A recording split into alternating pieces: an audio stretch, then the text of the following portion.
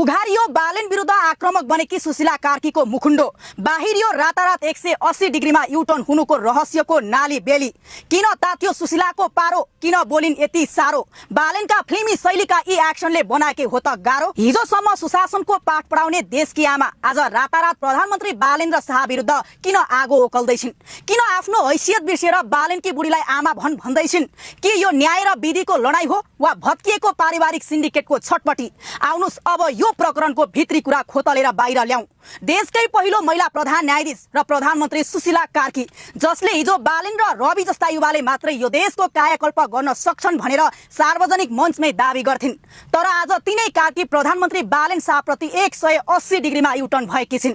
बाहिरबाट हेर्दा कारण एउटै देखिन्छ। बालेनले दलको झोला बोकेकी सपना प्रधान मल्ललाई रोकेर चौथो वरियताका डाक्टर मनोज शर्मालाई प्रधान न्यायाधीश बनाए। 100 वर्षको परम्परा तोडेर दल निकट कहिल्यै नखुलेका व्यक्तिलाई सर्वोच्चको साँचो सुम्पिएपछि अचानक आदर्शको मुकुण्डो खस्यो र आक्रोशको भेल सुरु भयो। तर सत्य निकै निर्मम छ। बालेन नेतृत्वको सरकारले राज्यको दोहन गरेर लिइरहेको दोहोरो गाडी सुविधा खोसिदियो। प्रकृति कोषको अध्यक्ष रहेका आफ्नै छोरा सरह मान्ने एक छोरालाई पदबाट घोक्रे ठ्याक लगाएर निकालियो। यति मात्र होइन, अर्का छोरालाई राष्ट्रिय सभा सदस्य बनाउने भित्री सेटिङ पनि बालेनकै कारण भत्ताभङ्ग भयो।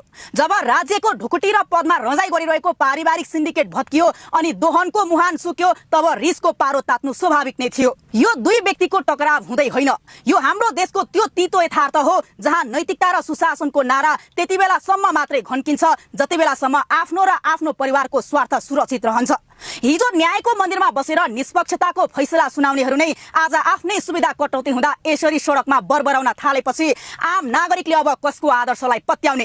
राज्य प्रणाली भनेको पहुँचवालाको पेवा हो कि आम जनताको सम्पत्ति? तर सबैभन्दा ठूलो र गम्भीर प्रश्न के हो भने के साँच्चै यो वरियता मिचिएको चिन्ता हो? यहाँ देखिएको कुरा एउटा छ, तर नदेखिएको पाटो अझै गहिरो छ। हिजो संविधानमै नभएको व्यवस्था कुल्चिएर आफै प्रधानमन्त्री बन्न तयार हुँदा नमिचिएको परम्परा आज बालेनले राजनीतिक भागमण्डा तोड्न खोज्दा कसरी मिचियो? भनिएको कुरा र भएको व्यवहार बीचको यही दूरीबाट छर्लङ्ग हुन्छ आफ्नो पालामा चुप लाग्ने अनि आफ्नो गोजीको मान्छे नपर्दा परम्पराको दुहाई दिने। विश्लेषकहरू भन्छन् कार्कीको राष्ट्रपति बन्ने लालसामा समेत बालेनले डोजर चलाएपछि यो ज्वालामुखी फुटेको हो। नारायण गाउँले र रविन्द्र मिश्र जस्ता प्रखर विश्लेषकले स्पष्ट भनेका छन्, गलत अभ्यासको अन्त्य गर्न गलत नजिर भत्काउनै पर्छ। राजनीतिक कर्मी र न्यायाधीशको गोप्य भेटघाटबाट चल्ने न्याय प्रणाली अब अन्त्य हुनै पर्छ। हिजो तपाईलाई धारे हात लगाउनेहरू आज तपाईको प्रशंसक भएका छन् र हिजो आमा मान्नेहरू आज मुरमुरिने स्थिति बनेको छ।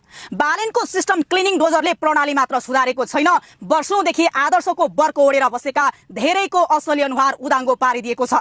यो नेपालको समग्र भाँचिएको सिस्टमको ऐना हो। दशकौंदेखि न्यायपालिकादेखि कार्यपालिकासम्म जसरी भागबण्डा र लेनदेनको जालो बिछ्याइएको थियो, आज त्यो जालो च्यातिँदैछ। सर्वोच्च अदालत भनेको भागबण्डा मिलाउने अखडा होइन, निष्पक्ष न्यायको मन्दिर हो। जबसम्म मुहान सफा हुँदैन तबसम्म न्याय र लोकतन्त्रले सास फेर्न सक्दैनन्। देश बनाउने हो भने कठोर कदम चाल्नै पर्छ, चाहे त्यसले हिजोका आदर्शवान भनिनेहरूकै किन नहोस्, निन्द्रा हराम गरिदेओस्। न्याय भनेको डराएर वा प्रभावमा परेर दिने दान होइन, देशलाई साँचो अर्थमा आमा चाहिएको हो। राज्यको स्रोत दोहन गरेर बेकामे छोराहरू पाल्ने व्यवस्थापक होइन।